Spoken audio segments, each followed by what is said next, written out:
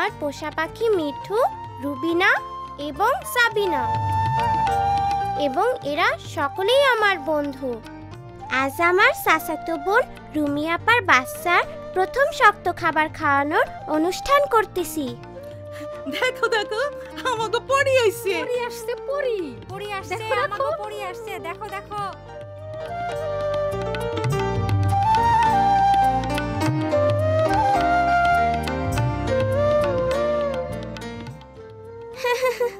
দীপু আমাগো গ্রামে সব থেকে দুষ্টু ছেলে হইলেও সকলে তারই উপকারী পড়ি বলতেছে। কি এরা বিশ্বাস হচ্ছে না? আপনারা কি জানতে চান কিভাবে এরা হইল? তাহলে শুরু করি। ঠিক 6 মাস আগে যখন রুমি আপা আমাগো বাড়িতে তার বাচ্চা হবার জন্য আইছিল, তখন থেকেই এই গল্পের শুরু। এরপর থেকে প্রত্যেক রাতে সেই দৈত্য জাদুর মতো চলে আসতো এবং অসমাপ্ত জুতা তৈরির কাজ করত। প্রত্যেক দিন সকালে ঘুম থেকে উঠে সেই ভালো মুচি আর তার বউ দেখতো এক এক জোড়া সুন্দর জুতো সারি সারি সাজানো, এবং শেষে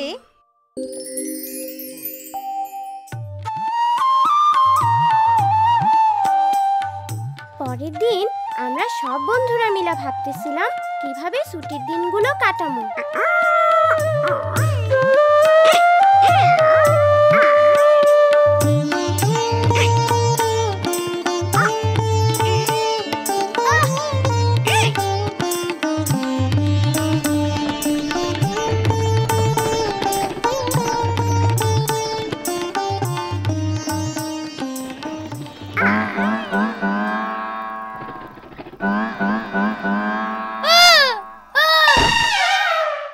অসভ্য পোলাপান, ভালো কিছু কইরা সময় কাটাইতে পারোস না?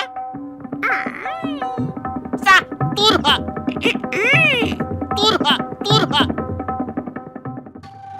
আমি জানি আমরা কি করতে পারি। আমি আমার রুমি আপার কাছ থেকে শোনা দৈত্যের গল্পটা বন্ধুদের বলি, এবং আমরা ঠিক করি ওই দৈত্যের মতো গোপনে গ্রামের সবার জন্য ভালো কিছু করব। তাইলে কি আমরা ভালো দৈত্যের মতো হমু? কিন্তু এইটা গোপন রাখতে হইব।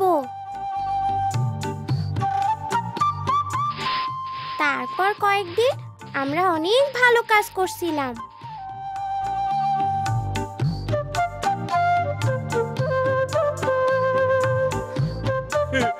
তাড়াতাড়ি আসো, তাড়াতাড়ি আসো, দেখো আমাদের উঠান পরিষ্কার পরিচ্ছন্ন। ওমা, কে যেন আমার গরুর গোয়াল পরিষ্কার করে রাখা গেছে। ও মা, এসব কারা করলো? এইটা নিশ্চয়ই কোনো পরীর কাম। হ হ, পড়ি পড়ি হইব। আমরা সবাই পালা কইরা কাজগুলো করতে থাকি যাতে কেউ আমাগো সন্দেহ করতে না পারে। একমাত্র দীপুই আমাগো সাথে যোগ দেয় নাই। সে ঠিক করছিল এই গরমের ছুটিতে কি কইরা উঠতে হয় তাই শিখবো। মিনা রাজু, আসো দেখে যাও, রুমির বাচ্চা হইছে। বাচ্চা হইছে, বাচ্চা হইছে। বাচ্চা, বাচ্চা। মিনা রাজু, কি সুন্দর মেয়ে হয়েছে দেখো। বাচ্চার মুখে একটু মধু দিতে হইব না? না দাদি, শিশু জন্মের পরপরই যা দরকার তা হলো শুধুমাত্র মায়ের বুকের দুধ, যা শিশুকে সকল রোগবালাই থেকে রক্ষা করে। 6 মাস বয়স পর্যন্ত শিশু শুধু মায়ের দুধই খাবে, এমনকি পানিরও প্রয়োজন নেই। গ্রামে রুমি আপার মতো অনেকেই মা হইছে,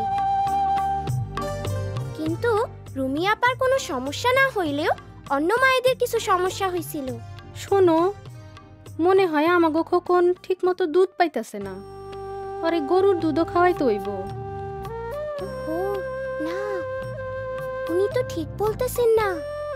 চলো মিনা, ওরা আমাকে দেখে ফেলবো। কিন্তু পড়ি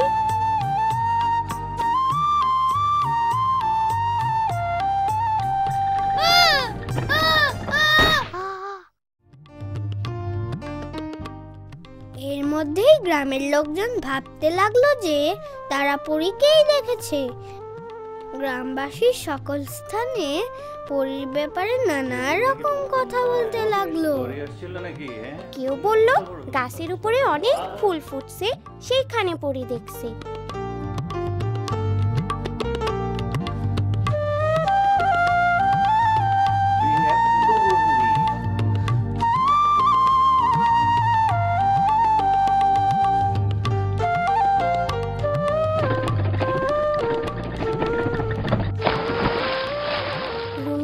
বাচ্চাটা বড় হইতাছে, কিন্তু রুমি আপার মনে সন্দেহ তার বাচ্চা ঠিকমতো দুধ পাইতেছে তো। একদিন স্বাস্থ্য আপা আয়শা তারে বোঝালেন, বুকে দুধ জমিয়ে রাখার প্রয়োজন পড়ে না। শিশু যতক্ষণ খাবে ততক্ষণই মায়ের দুধ পাবে। সেটা আমি কিভাবে বুঝবো? শিশু দিনের মধ্যে 6 বার হিসু করলে বুঝতে হবে সে ঠিকমতো বুকের দুধ পাচ্ছে। মনে রাখবে, শিশুর পেট খুব ছোট। তুমি ভাবতে পারো সে ঠিকমতো দুধ পাচ্ছে না, কিন্তু 6 বার হিসু করলেই বুঝতে হবে সে ভালো আছে। আপা, আমিনা ভাবি মনে করতেছে তার বাচ্চা ঠিকমতো দুধ পাচ্ছে না। সে এবং তার স্বামী ভাবতেছে বাচ্চারে গরুর দুধ খাওয়াইবো। তুমি কেমন করে একথা জানলে মিনা? পরি বলছে। আমার মনে হয় পরিই পারবে আমাদের এলাকার সকল মাকে মায়ের দুধের উপকারিতার সম্পর্কে সঠিকভাবে জানাতে। সকল মাই এটা করতে পারবে, এর জন্য তাদের আত্মবিশ্বাস বাড়ানো দরকার। আত্মবিশ্বাস, আত্মবিশ্বাস। আপার কথায় আমি একটা ভালো বুদ্ধি পাইলাম। যে কোনোদিন বাচ্চা জন্ম হইতে পারে। আগামীকাল বাজার থেকে মধু আর সরিষার তেল কিনে আনমু।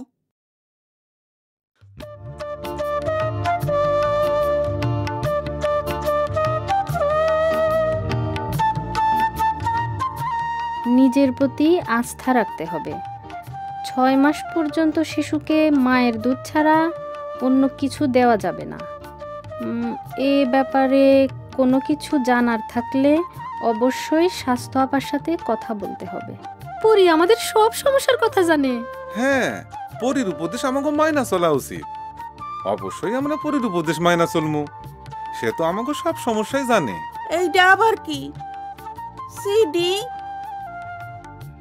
নবজাতকের মুখে মধু বা সরিষার তেল দেওয়া যাবে না। নবজাতককে জন্মের সাথে সাথে মায়ের বুকে দিতে হবে। মায়ের দুধ শিশুর জন্য প্রথম প্রতিষেধক, যা তাকে বিভিন্ন রকম রোগ থেকে রক্ষা করে।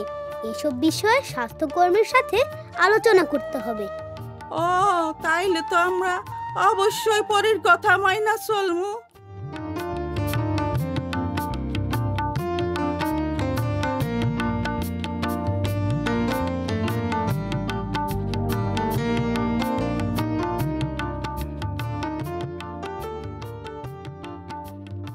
আমাগো ছুটির শেষ রাইতে আমরা আমাগো শেষ ভালো কাজটা করতে গেলাম।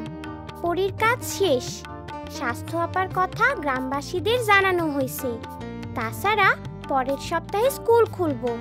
আমাগো এখন এই কাজ শেষ করতে হইব। কিন্তু গ্রামের মানুষ তো তাইলে মনে করব হঠাৎ পরি চলে গেল।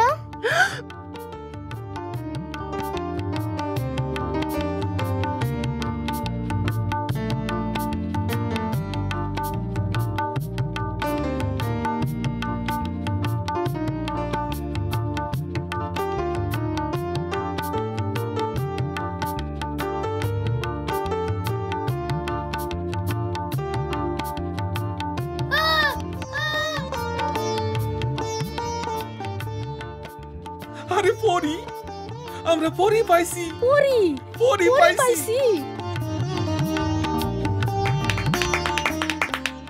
এইভাবেই দীপু হিরো হইয়া গেল। আমরা অবশ্য এতে কিছু মনে করি নাই।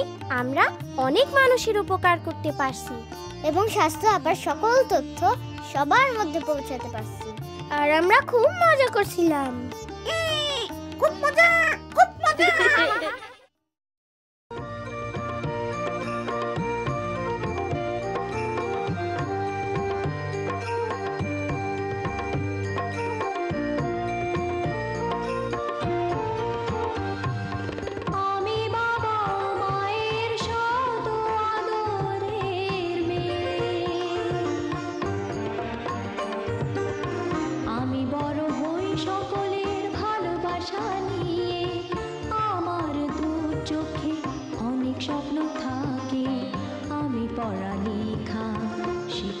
যা